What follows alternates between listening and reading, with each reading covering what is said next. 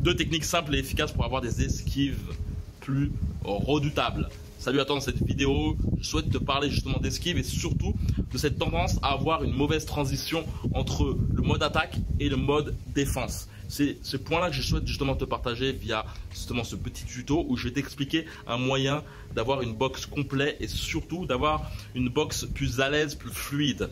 Si avant de commencer cette vidéo, je vais te dire que dans la description, il y a un lien qui te permettra de en savoir plus sur un bootcamp. Si tu souhaites justement te performer en boxe au niveau de ton esquive, au niveau de ta mobilité, si tu souhaites avoir un style de boxe plus complet, justement j'ouvre les portes d'un bootcamp qui aura lieu à Rio de Janeiro, Brésil, 7 jours de boxe avec moi. Et voilà, si tu souhaites en savoir plus, j'en parlerai plus à la fin.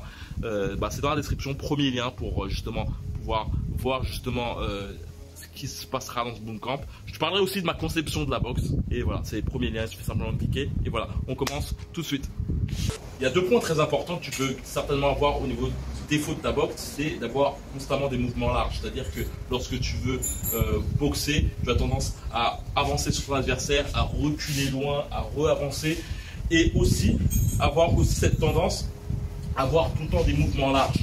Et c'est une chose que j'ai pu remarquer souvent sur des boxeurs débutants, c'est cette non-transition fluide entre l'attaque et la défense. C'est-à-dire que bien souvent, lorsque les boxeurs sont en mode attaque, c'est tranquille. Et lorsqu'ils sont en mode défense, il y a tout de suite une crispation qui amène justement à une crispation totale du corps, qui amène justement à ne plus être mobile. Et le but que je souhaite t'apporter maintenant, c'est de petites techniques simples et efficaces justement pour être mobile constamment. Le premier point que je souhaite te mettre en avant, c'est l'importance de faire en sorte de mettre ton poids sur l'une des deux jambes pour justement te permettre d'esquiver. Ça, ce simple mouvement est une esquive. Il faut vraiment te dire que c'est une simple esquive. Et d'ailleurs, j'en parlais lors de mon précédent bootcamp. Je vais te montrer une simple vidéo. Ok. Tout le temps. Non, c'est pas Voilà, mais pas forcément. Là, tu fais ample, hein. Ouais, comme ça. Ample, hein, comme ça.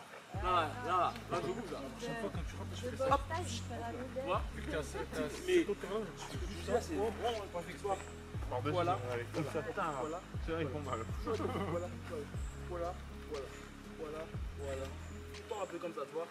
Et t'accentues, boum. D'ailleurs, si tu regardes les JO, un boxeur amateur, un excellent boxeur amateur est toujours en mode esquive. Chaque mouvement est en mode esquive. Boxeur comme Nonito Donaire contre Nordine Oubaali, chaque mouvement amène à une possibilité d'esquive. Donc il est très important, ce petit point, le fait de mettre ton poids sur l'une des deux jambes, cela te permettra d'avoir des prises esquives. Tout cela t'amène par la suite à accentuer lorsque tu reçois un coup et non avant. Bien souvent, les débutants ont tendance à esquiver tout le temps et cela les amène à beaucoup se fatiguer. Donc vraiment, pense à tes pieds, à mettre plus ou moins ton poids sur l'une des deux jambes. Le point très important, c'est surtout de lever tes talons. Et sache que lever tes talons à 1 mm, par exemple là j'ai levé mes talons vraiment à 1 cm, ça te permet justement de frapper. Tu vois, là, si j'ai envie de frapper, j'ai justement cette accroche très brutale au sol. Tu peux imaginer une aiguille, un compas et une brique. Tu auras plus de facilité à tourner le compas qu'à tourner la brique. Et c'est le même principe. Là, j'ai une tension, une rigidité, une résistance au niveau du sol quand mon talon est au sol. Et lorsque mon talon n'est plus au sol, eh ben, ça va plus vite. Si tu veux gagner en rapidité, c'est vraiment un point très important. Donc, comme j'ai dit, premier point très important, pense toujours à privilégier les prises esquives que des esquives totales. Donc voilà, très important. N'oublie pas aussi de lever tes talons. On va dire que pour mettre ton poids, pour faire des prises esquives, il suffit simplement de lever tes talons. Là, je lève mon talon ici. Là, je me lève mon talon ici. Et tu vois, c'est déjà une prise d'attaque, tu vois. C'est simple. Même à 1 mm, tu vois, c'est déjà une prise d'attaque. Et le dernier point que je souhaite te partager, c'est l'importance de commencer des attaques par le pied qui soutient ton poids. Une esquive, c'est pas simplement quelque chose qui est fait pour esquiver un coup, point barre, pour éviter un coup, point barre. Ça, c'est justement l'une des choses qui va t'amener justement à avoir cette tension au niveau de ta boxe. C'est-à-dire, comme je t'ai dit, il y a des boxeurs qui ont tendance à attaquer et dès qu'il faut se défendre, il y a un autre comportement très rigide.